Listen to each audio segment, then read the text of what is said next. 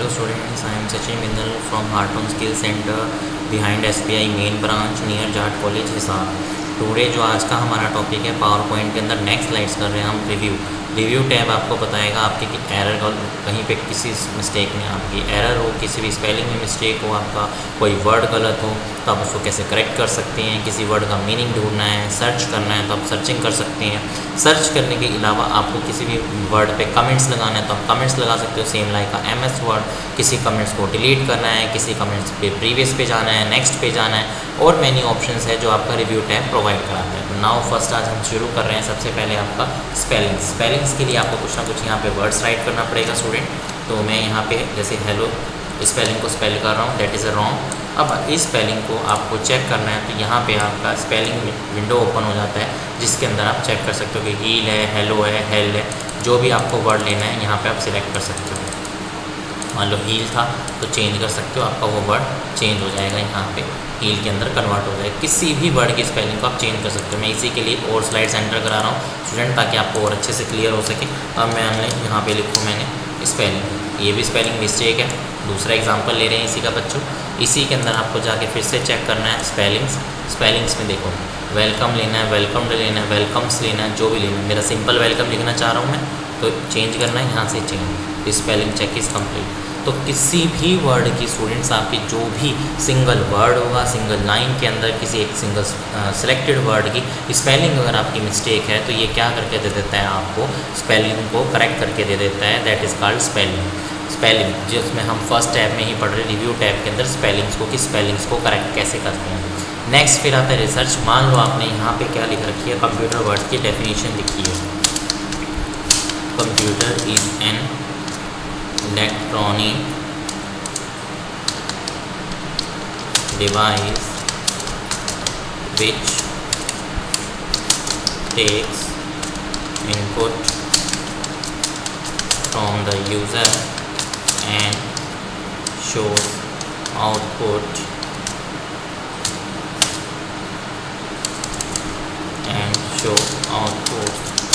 on the screen। अब इस word में से किसी भी एक सिलेक्टेड वर्ड का, मान लो मैंने यूज़र वर्ड को सिलेक्ट किया है, आपको इस यूज़र वर्ड का कि यूज़र क्या होता है इसका मीनिंग नहीं पता।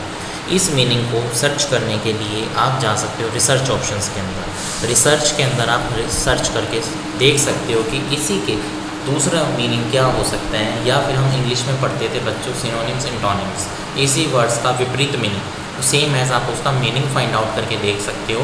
कि आपको किसी वर्ड का मीनिंग नहीं पता, इन फ्यूचर आपको स्लाइड्स रीड कर रहे हो तो आप अपने इस कंसेप्ट के अंदर उस चीज़ को भी रीड कर सकते हो। यहाँ पे मैं आप रिसर्च में जाऊँगा बच्चों। रिसर्च में जाते ही आपकी एक विंडो ओपन हो जाती है, यहाँ से आप गो करोगे। गो के अंदर देखो रिसर्च के अंदर आ गया। यूज़र का मतलब क्या था, कंज्यूमर हो गया, कस्टमर हो गया, क्लाइंट हो गया। उसी के मीनिंग कॉपी करना है तो कॉपी कर सकते हो। फिर यहाँ पे शॉपर हो गया, बायर हो गया, यूज़ हो गया, परचेज़र हो गया, एंड यूज़र हो गया, पंचर हो गया। तो यहाँ पे उस सिलेक्टेड वर्ड के रिगार्डिंग जितने भी मीनिंग्स सिनोनिम्स की फॉर्म या एंटोनिम्स की फॉर्म में आपको मिलने होंगे वो आपको यहाँ पे साइट रिसर्च विंडो के ऊपर सर्च करके दे देगा स्टूडेंट्स। अगर आपको इन द फ्यूचर किसी वर्ड की स्पेलिंग नहीं पता तो आप यहाँ से मेन इंपॉर्टेंट वर्ड्स को सर्च कर सकते हो और किसी वर्ड की स्पेलिंग का मीनिंग फाइंड आउट कर सकते हो कि आपको एक्चुअल मीनिंग क्या था, इसको क्या पढ़ना चाह रहे थे, तो आपको वो बता देगा। नेक्स्ट स्टूडेंट इसी के अंदर आता है हमारा थ्रेशार्स भी सेम लाइक रिसर्च का ही काम करता है स्टूडेंट्स। कि थ्रेशार्स में भी आप क्या कर सकते हो, किसी भी एक सिलेक्टेड वर्ड्स की मीनिंग फाइंड आउट करना चाहते हो तो research and thesaurus both are same, दोनों के दोनों सेम काम शो करते हैं, कोई डिफरेंट वर्क नहीं है इसके अंदर स्टूडेंट्स। तो इसके अंदर सिर्फ डिफरेंस क्या रहेगा कि रिसर्च मतलब ऐसे सर्चिंग का ऑप्शन हो गया, दोनों के सिर्फ ऑप्शंस को देखने का नज़रिया अलग है, काम करने का दोनों का सेम है। काम दोनों के दोनों क्या करके देंगे, किसी न किसी वर्ड की स्पेलिंग्स का मीनिंग फाइंड आउट करके देंगे। बट आइकन्स के अकॉर्डिंग देखा जाए रिसर्च का मतलब क्या होता है कि आप ढूंढोगे तो नेट से, जैसे हम कोई चीज़ सर्च करते हैं, कोई टॉपिक सर्च करते हैं तो यहाँ पे सर्चिंग का ऑप्शन इस टाइप से दे रखा है आपको, सर्चिंग मैग्नीफायर के फॉर्म में। बट थ्रेशार्स क्या है, एज ए आपके बुक कि आपने अपने डॉक्यूमेंट के ऊपर जो पूरा टेक्स्ट लिखा हुआ है उस टेक्स्ट के अंदर से कोई भी एक सिंगल सिलेक्टेड वर्ड को पिकअप करना या किसी भी एक सिंगल लाइन के अंदर से एक वर्ड को निकालना और उस लाइन के वर्ड का मीनिंग डिफाइन करने के लिए आपका यूज़ होता है थ्रेशार्स। तो थ्रेशार्स और रिसर्च दोनों को मीनिंग सेम है, सर्चिंग का काम करना, but according to icon wise अगर समझाया जाए तो वो सेम नहीं है, वो डिफरेंट है। रिसर्च तो आपको ढूंढ के देगा किसी भी डिक्शनरी में जाके या कहीं भी जा करके किसी भी लैटिन वर्ड्स में, लेकिन थ्रेशार्स जो है आपका करंट वर्ड, जो आपने करंट पेज लिखा हुआ है उस पेज के ऊपर ही सर्च करेगा। अब मैंने यहाँ भी लगाओ, मान लिया यूज़र ही वर्ड सेलेक्ट किया हुआ है, अब मैं इस यूज़र वर्ड का ही थ्रेशार्स में जा करके मीनिंग चेक करता हूँ। तो ये देखो बोथ आर सेम, यही अभी मैंने पहले रिसर्च में किया था, तब भी आपको सेम दिखा रहा था students, consumer, customer, client, addict, abuser, तो यहाँ पे भी अब सेम दिखाएगा। क्लाइंट है, परचेज़र है, बायर है, पार्टनर है, शॉपर है, कंज्यूमर, तो किसी का भी कोई भी वर्ड मीनिंग आप डिफाइन कर सकते हो यहाँ पे स्टूडेंट, जो भी आपको यूज़ करना है। तो रिसर्च और थ्रेशार्स पढ़ रहे थे हम अभी तक बच्चों। रिसर्च और थ्रेशार्स दोनों का मीनिंग जो आपका सेम है, कोई डिफरेंट मीनिंग नहीं है इसका। नेक्स्ट हम चलते हैं ट्रांसलेट की तरफ। ट्रांसलेटर का मीनिंग होता है किसी भी एक सिंगल वर्ड्स का मीनिंग डिफाइन कर देना। मीनिंग का मतलब कि उस चीज़ को ट्रांसलेट करना चाहते हो। अभी ये जो हमारा MS ऑफिस का सेटअप है बच्चों, इंग्लिश यूनाइटेड स्टेट यानी इंग्लिश फॉर्मेट में इंस्टॉल किया हुआ है। अगर आप इस इंग्लिश यूनाइटेड स्टेट, हम जो भी काम करते हैं वो भी इंग्लिश में होता है, कोई मीनिंग सर्च करके देता है तो वो भी इंग्लिश में होता है, तो यानी हम समझ पा रहे हैं, उसको देख पा रहे हैं और अंडरस्टैंडेबल कर पा रहे हैं। लेकिन यही ट्रांसलेट क्या करके देगा आपको कि आपको इंग्लिश को छोड़ के किसी अनदर लैंग्वेज के अंदर जाके चेक करना हो, तो वो ऑप्शन हमारा MS वर्ड के अंदर अवेलेबिलिटी नहीं होती है। MS पावर पॉइंट के अंदर स्टूडेंट्स, जैसे भी मैं यहाँ क्लिक करता हूँ देखो ट्रांसलेट पे, तो ट्रांसलेट करने के बाद यूज़र क्लिक होता है, तो यूज़र का बस एक मीनिंग बता दिया कि यूज़र क्या है, बिग्नॉयल डिक्शनरी के अकॉर्डिंग यूज़र क्या है, और प्रोडक्ट इंसुलेटर मसलिन है। बाकी इसके अलावा ट्रांसलेशन में जाएंगे तो देखो ट्रांसलेशन वर्ड और sentence, English United States to French, French के अंदर लिखा हुआ है, इंटरनेशनल फ्रेंच के अंदर जाना है तो देखो प्रोडक्ट क्या होता है, ये प्रोडक्ट का नाम बता दिया इसने, इंटरफॉर्मो एक्चुअल है। तो किसी अनदर लैंग्वेज या किसी अनदर डिक्शनरी के अंदर एक अपने जो सिलेक्टेड वर्ड है उसका मीनिंग फाइंड आउट कर सकते हो। ट्रांसलेट का मतलब है कि आपने जो सिलेक्टेड वर्ड अपने डॉक्यूमेंट्स पे सिलेक्ट किया हुआ है बच्चों, उस सिलेक्टेड वर्ड का मीनिंग किसी अनदर लैंग्वेज, किसी दूसरी कंट्री की फॉर्म में आप चेक करना चाहते हैं कि उसका क्या मीनिंग होता है, तो उसके लिए आपका है ट्रांसलेट ऑप्शन। नेक्स्ट फिर बच्चों इसी के अंदर हम नेक्स्ट बढ़ते हैं, प्रूफिंग के अंदर ये हमारा नेक्स्ट लैंग्वेज। लैंग्वेज क्या होता है बच्चों कि आप कौन सी लैंग्वेज के अंदर इसको रीड कर रहे हो, इस पे काम राइट कर रहे हो अपने MS पावर पॉइंट के अंदर, तो वो सारा काम हमारा कौन बताता है, आपका लैंग्वेज टैब। तो सबसे पहले हम लैंग्वेज पे क्लिक करते हैं स्टूडेंट। जैसे ही आप लैंग्वेज पे क्लिक करते हो तो सबसे पहले देखो आपका फर्स्ट ही एज ए मार्क किया हुआ है इंग्लिश यूनाइटेड स्टेट।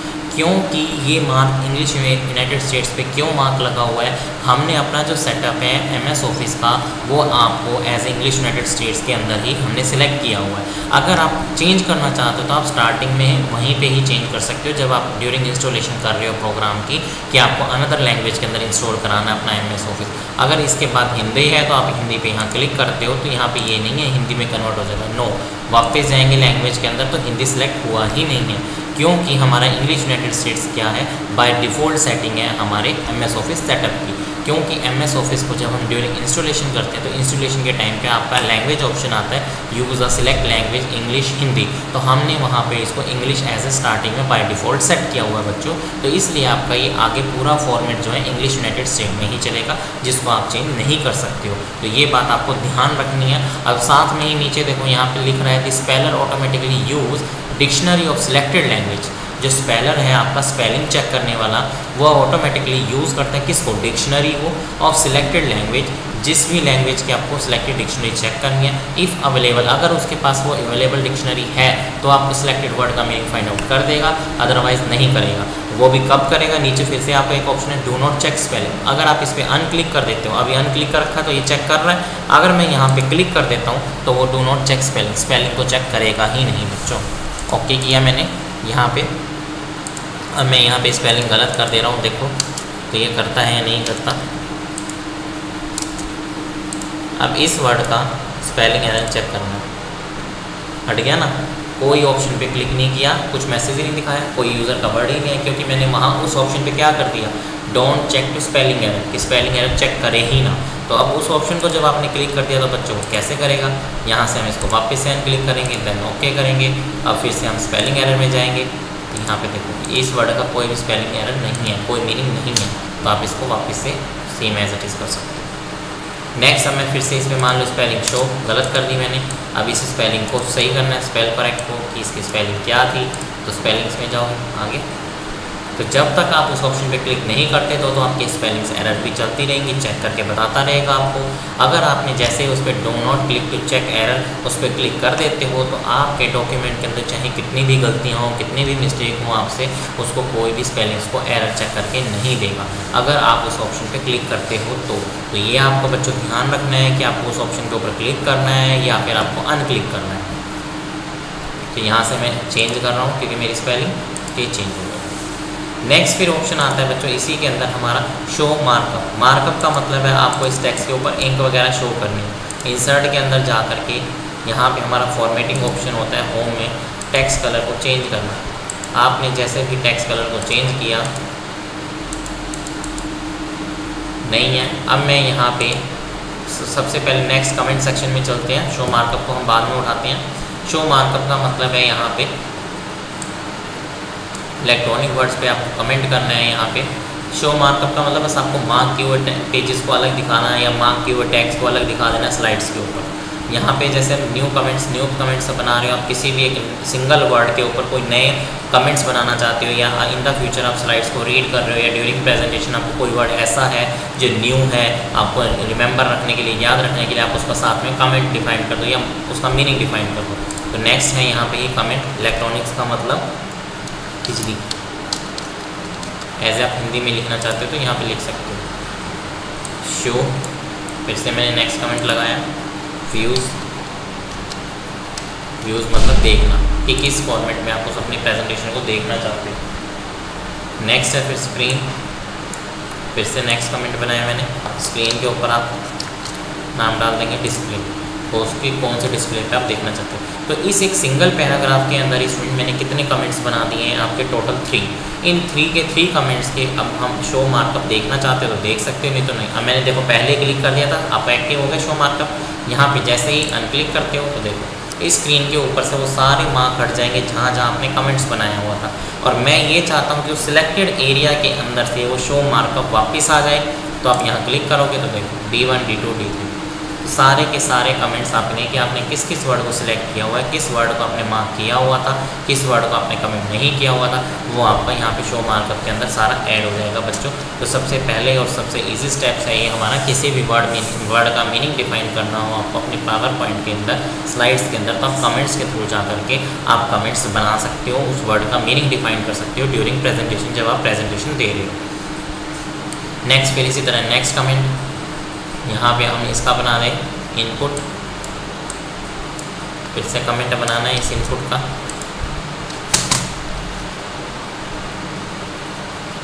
इनपुट मतलब पुट द वैल्यूज पुट करना।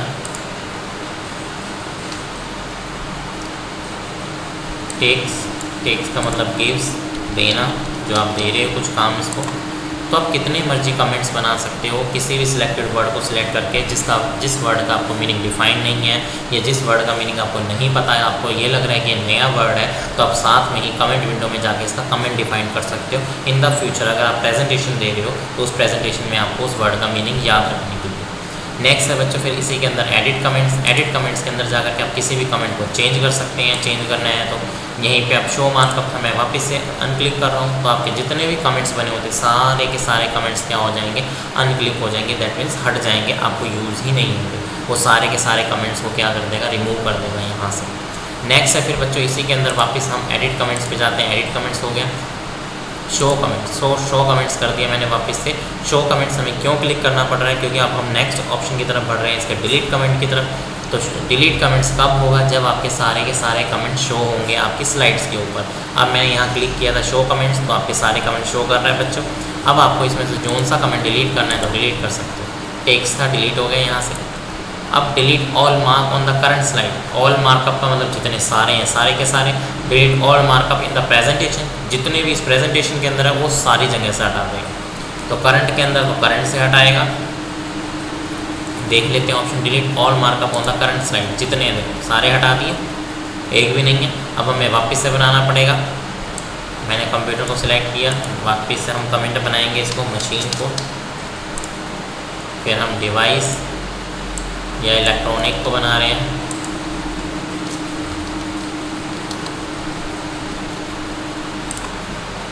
फिर हम टेक्स्ट को बना रहे हैं,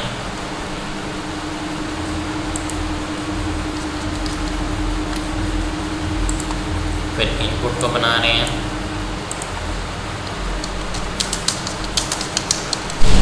पुट द वैल्यूज। इसी तरह आप जितने बनाना चाहो बना सकते हो। तो हम बात कर रहे थे नेक्स्ट डिलीट के अंदर। डिलीट के अंदर नेक्स्ट आपका थर्ड ऑप्शन है student delete all markup in this presentation. This presentation का मतलब है आप जब ड्यूरिंग प्रेजेंटेशन दे रहे हो उसमें से आपके सारे कमेंट्स को डिलीट कर देगा, जितने भी आपने वर्ड के मीनिंग को डिफाइन किया। दिस का मतलब ये है, अभी भी मैं इसी पे था, और delete all current slide, all का मतलब तो भी मेरे इसी पे थे और किसी पे थे ही नहीं बच्चों, तो दोनों को अलग अलग बना सकते हो। अब मान लो मैंने यहाँ पे हिल्स को बना रखा है और यहाँ पे भी कमेंट डिफाइन कर दिया मैंने कुछ भी, तो जो हमारा फर्स्ट डिलीट का ऑप्शन था जो अभी हमने किया था all mark on the current slides, जिस करंट स्लाइड्स पे आपने मार्क किए डिलीट करोगे तो सारे के सारे फर्स्ट से भी हट गए, सेकंड, तो जिस करंट स्लाइड पे होंगे सिर्फ उसी के रिमूव होंगे, दूसरे के नहीं होंगे। नेक्स्ट है फिर डिलीट ऑल प्रेजेंटेशन, तो सारी स्लाइड्स पे सो जाएंगे। ऐसे इसी तरह मैंने प्रीवियस पे जाना है तो प्रीवियस कमेंट पे जा सकते हो, कंटिन्यू देखो प्रीवियस पे जाना है और प्रीवियस, नेक्स्ट प्रीवियस और प्रीवियस, जितने पे जाना हो। अब आगे नहीं है तो नेक्स्ट पे आ गया, अब नेक्स्ट पे जाना है तो फर्स्ट पे जाओगे, पहले फर्स्ट पे आए, फिर सेकंड, फिर थर्ड, फिर फोर्थ। तो आप ऐसे ही पीछे जाना चाहते हो तो पिछले कमेंट्स को देख सकते हो, आगे जाना चाहते हो तो आगे नए आने वाले कमेंट्स को भी देख सकते हो स्टूडेंट। ये था हमारा कमेंट सेक्शन है इसके अंदर पावर पॉइंट के अंदर। नेक्स्ट जो है इस रिव्यू का ही लास्ट ऑप्शन जो आता है हमारा बच्चों प्रोटेक्ट प्रेजेंटेशन। प्रोटेक्ट प्रेजेंटेशन के अंदर आपका आता है कि आप अपनी स्लाइड्स के ऊपर पासवर्ड लगा के उस प्रेजेंटेशन को सेव करना चाहते हो ताकि कोई और आपकी प्रेजेंटेशन को यूज़ ना कर सके या उसके अंदर कोई एडिटिंग, कोई छेड़छाड़ या कोई चेंजेस ना कर सके। उसके अंदर आपके लिए पास ऑप्शन होता है प्रोटेक्ट प्रेजेंटेशन में ही जाओगे, अनरिस्ट्रिक्टेड ऑथराइजेशन पे क्लिक किया आपने, यहाँ से रिस्ट्रिक्टेड एक्सेस पे जाओगे,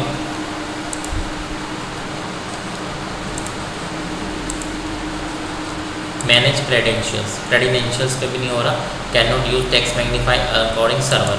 तो कोई बात नहीं है स्टूडेंट्स, हम फाइल में जाएंगे ऑफिस बटन के अंदर, यहाँ पे सेव एज, फाइल को सेव करेंगे, यहाँ पे फाइल को सेव किया हमने, यहाँ पे हिल नाम से ही है सपोज, डॉक्यूमेंट्स में डाल देता हूँ मैं आपको ताकि इजी रहे, एंड सेव। ये मैंने फाइल को सेव किया स्टूडेंट पहले। अब सेव करने के बाद ही है यहाँ पे ऑफिस बटन में ही वापस से प्रिपेयर के अंदर इनक्रप्ट डॉक्यूमेंट। अब आप अपनी स्लाइड पे यहाँ पे क्या सेट कर सकते हो, पासवर्ड सेट कर सकते हो जिससे कोई अनऑथराइज यूज़र, जिसका कोई यूज़र का लेना देना नहीं है आपके काम से, वो उसमें छेड़छाड़ ना कर सके। तो मैंने यहाँ डाल दिया पासवर्ड बच्चों, री एंटर दोबारा डाल दिया, देन ओके। अब आप इस फाइल को जैसे ही क्लोज करते हो तो आपसे फिर से सेव करने के लिए पूछेगा। पहला सेव था हमारी सिंपल फाइल का सेव, अब दूसरा सेव है आफ्टर पासवर्ड अप्लाई होने के बाद सेव। तो यस मुझे सेव करना है, ये आपकी फाइल होगी क्लोज बच्चों। अब मुझे उस फाइल को ओपन करना है। फाइल का नेम क्या था मेरा, हिल।